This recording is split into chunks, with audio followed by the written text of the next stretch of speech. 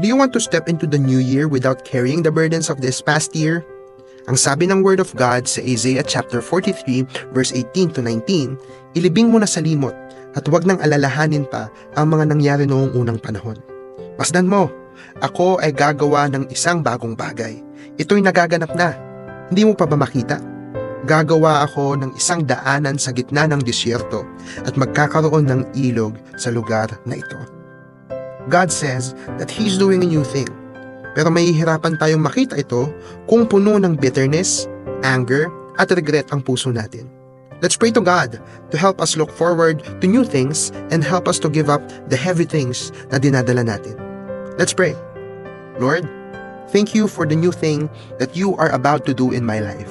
I surrender all my burdens, pain, anger, bitterness, and unforgiveness to you. Thank you because I know you will renew my heart.